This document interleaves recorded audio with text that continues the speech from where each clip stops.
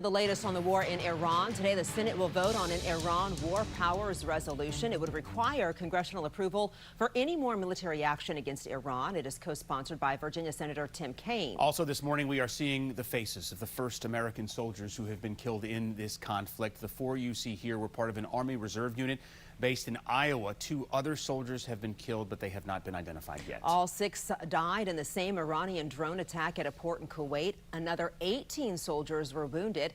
Now, this comes as the attacks on Iran are ramping up. Listen to what Secretary of State Marco Rubio said about what lies ahead.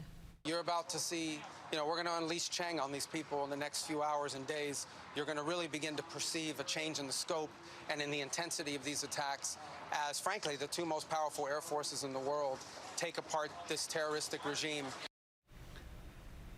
Well, 7 News is on your side. We have team coverage of the strikes in the Middle East. John Gonzalez is live with details on the briefings lawmakers are getting. But we're going to begin with John Rogers at the alert desk with the new developments that have come in overnight. John, good morning. Yeah, we continue to get new developments as we speak, but attacks are continuing to be launched from all sides of the conflict in this region. While airstrikes continue in Iran, we have learned of a U.S. military base in Qatar that was hit by an Iranian ballistic missile. No one was injured. Meanwhile, as Israel strikes back against Hezbollah in Lebanon, we've learned of smoke rising over near Beirut's main international airport. You see this from not too long ago, about an hour ago.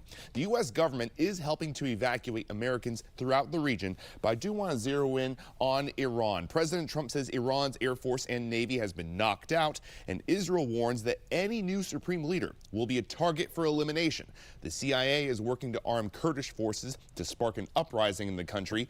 Meanwhile, the Department of Homeland Security has issued a notice that Iranian clerics have issued fatwas calling on Muslims worldwide to avenge the killing of the Iranian supreme leader. And we've also just moments ago learned that China is now weighing in, urging an end to all hostilities.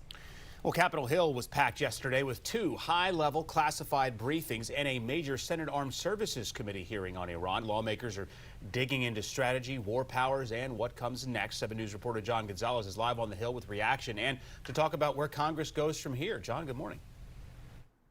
Adam, good morning to you. And this morning, it is clear Congress wants answers on Iran. Two classified briefings were held here yesterday with the Trump administration, one for congressional leaders, the other for a larger group of lawmakers. And one big question this morning is, who should have more executive powers moving forward, the White House or Congress? Well, attendees of these briefings tell 7 News these sessions focused on military strategy and next steps regarding the conflict in the Middle East. At the same time, the Senate Armed Services Committee held a public hearing on national defense. Senators pressed Pentagon officials on how these recent military actions in Iran fit into long-term U.S. defense priorities.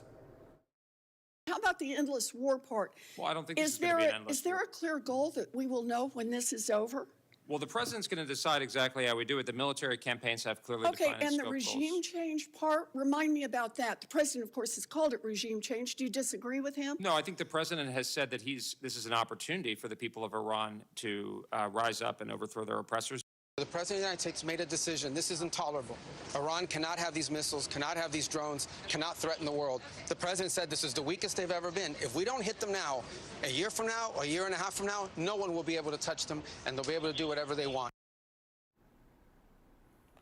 These exchanges here on Capitol Hill, the hearings and the briefings really highlight a growing debate here on the Hill. Democrats are calling for stronger oversight and potential war power measures, while Republicans maintain the administration acted within its authority when it started this war and how it started this war. Reporting live on Capitol Hill, John Gonzalez, 7 News. Well, thousands of Americans have already returned from the Middle East, while many more are trying to get out. But as 7 News' Liana Golden shows us, not everyone is choosing to leave. Well, the State Department is securing military planes and charter flights for Americans to return home. More than 9,000 have left already, including 3,000 from Israel. But some Americans are staying put. That includes one young woman from Maryland who is now living through her second war abroad. It's a big decision to move across the world. Yet 28-year-old Rachel Cohn wasn't afraid to leave the life she always knew. I grew up on a small farm in Montgomery County, spent my whole life there, the youngest of 4 kids, and spent, most of my life riding horses all around the DMV. Soon after college, she found her calling. I decided to really fulfill that dream, come here and really live a Jewish life in the Jewish homeland. Cohn moved to Jerusalem only 6 months before the October 7th attack in 2023. So when she heard those sirens sound on Saturday, waking up to this emergency alert on her phone, she says she knew what was coming next. It was saying hey, this is your warning. The attack is starting. Go make sure you're in a safe space. They happen so often. A lot. A lot. I don't know how many. There's been a lot. She's learned to stay calm in chaos, and even when others are in fear. Today, I had to go to the grocery store. It wasn't like I was doing anything crazy. There was a siren, okay? All of a sudden, you have a bunch of people all together, a bunch of strangers, and yeah, some people panic, some people are calm. Some stranger you've never met is saying, hey, everyone, it's okay, calm down. Living in Israel teaches you a lot about resilience. The people here, the people who have grown up their whole life here, they're just born to be resilient. A resilience she sends back home. When you live in a war zone, every parent is concerned, even more so when they're not here. I'm always sending my family pictures of hey, I'm still going outside, I'm still seeing the sun, I'm not locked inside, it's okay, everything is okay. As the conflict continues, she prays for harmony as uncertainty grows. We want to see people of every faith obviously living the life that they want to live, not being succumbed to any sort of terror. Let's work towards peace and let's try and see that happen. This is a start for sure. I'm Liana Golden, 7 News. Well, we want to hear from you on this escalating conflict. Take out your phone, scan the QR code on your screen to let us know, do you support American intervention in foreign governments? So far, 75% of you responding, no, you don't. You can also vote by going online to WJLA.com. Stay with 7 News for our very latest reporting out of the Middle East. We'll have much more throughout the morning. You can see all of our coverage up right now on our homepage. Also, you can get breaking news alerts sent straight to your phone by just downloading our free 7 News app. Just make sure those push alert notifications are turned on. The Constitution clearly states that it is up to Congress to decide if America will declare war, and the 1973 War Powers Resolution reaffirms that. Several questions being raised, though. The Trump administration is making an effort this week to brief Congress on their latest action in Iran, with members on both sides of the aisle frustrated with their lack of input on the operation.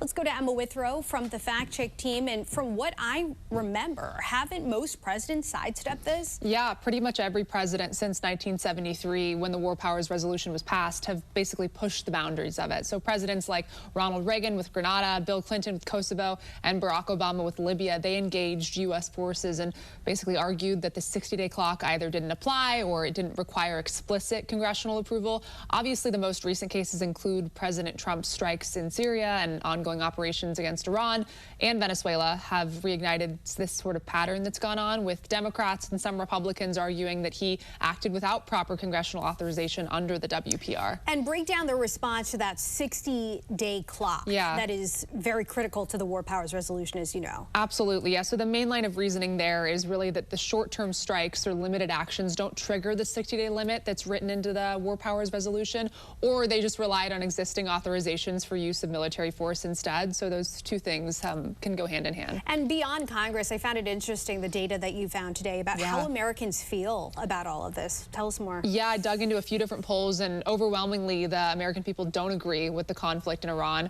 Our Reuters poll found 43% disapprove of U.S. strikes on Iran, only 27% approved. A CNN poll found around 60% of Americans disapproved of the decision to take military action in Iran. But in fairness, it's only been a couple of days since the conflict started, so these numbers could definitely change as more polls will eventually come out. We know you'll be monitoring it. Emma, Yeah, thank you. thanks. And for more on this Fact Check team topic, including links to their sources, scan the QR code or visit thenationaldesk.com. Live look right now from Jerusalem. Time there just after 12:30 in the afternoon. And overnight, Israel's defense minister said whoever is Iran's next supreme leader will be a, quote, target for elimination.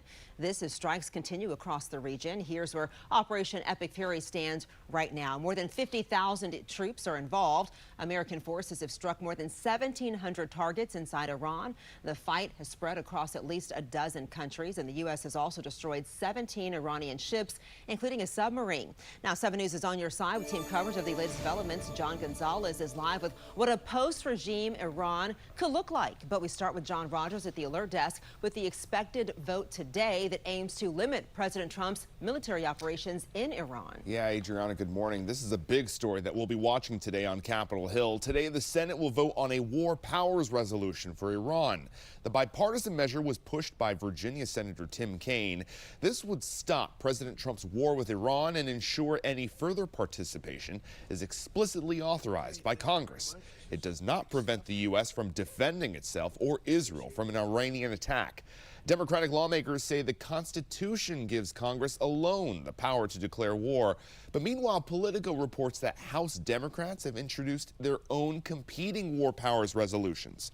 One would call for an end to Iran military operations within 30 days, unless Congress provides authorization, and the other would require the immediate withdrawal of troops from Iran. So we're going to continue to track these developments on Capitol Hill. As tensions with Iran escalate, lawmakers and Iranian opposition leaders met on Capitol Hill yesterday to discuss what a post-regime Iran could look like. Yeah, straight out live, 7 News reporter John Gonzalez on Capitol Hill to talk about what this conversation could mean. John, good morning. Adam, good morning. And with heightened security this morning around the U.S. Capitol building, we can tell you that the security is all over the complex, and a high-level policy dialogue was held here at the Cannon House office building. It was a meeting not really focused so much on the war, but rather what happens to Iran after the war. Now, we know that the event was organized not by the U.S. Congress, but by the National Iranian Congress, with many exiles on hand, senior U.S. policymakers, foreign policy experts, legal scholars, and Iranian opposition leaders gathered to map out a potential constitutional transition should Iran's current regime fall. And this comes as the war enters its 5th day, with U.S.-Israeli strikes, retaliatory missiles and drone attacks, and casualties rising in a conflict leaders say could last weeks, if not months. Supporters call this meeting forward-thinking. Critics question whether regime change is realistic. That's what we are trying to do, gather thoughts and ideas together to make a constitution that would protect every group, every people, every idea, every religion, but it's going to be secular and a democratic constitution. Officials tell 7 News the urgency here is real. If Iran's transition is going to happen after this war, the world cannot be caught off guard. History shows post-war constitutions can be successful. We saw it post-World War II with Japan, but most recently, things have really struggled with this process in Afghanistan. Reporting live on Capitol Hill, John Gonzalez, 7 News. Well, President Trump is considering ways to help groups in Iran take up weapons and overturn the regime. According to the Wall Street Journal, the idea is to position these factions, mainly Kurds in western Iran, as ground forces there. Trump reportedly spoke with Kurdish leaders about the idea. Now, the Kurds maintain a force along the Iran-Iraq border. President Trump was hoping to peel away support from inside the Revolutionary Guard to help topple the regime. I once again urge the Revolutionary Guard, the Iranian military, police, to lay down your arms and receive full immunity or face certain death. Now, that has not happened so far. Now, Trump maintains he wants to use a similar strategy on Iran that he did in Venezuela, leaning on senior forces inside Tehran to stabilize the government. Meantime, drivers are seeing the biggest one-day jump in gas prices since Hurricane Katrina in 2005. According to AAA, the national average spiked 11 cents Monday into Tuesday and jumped more than 9 cents overnight. The average gas price of now is $3.19 a gallon. And a look at how the DMV compares, the Virginia average is now past the $3 mark at $3.03. The DC average is $3.20 and the Maryland average is $3.11. That is up between 5 and 10 cents from Monday. All right, well, we want to hear from you on this escalating conflict. Take out your phone, scan the QR code you see right there. Let us know, do you support American intervention in foreign governments? So far, 75% of you say no. You can also vote by going to WJLA.com. Now, stay with 7 News for the very latest out of the Middle East. We'll have much more throughout the morning. You can see all of our coverage up right now on our homepage. Now, you can also get breaking news alerts sent straight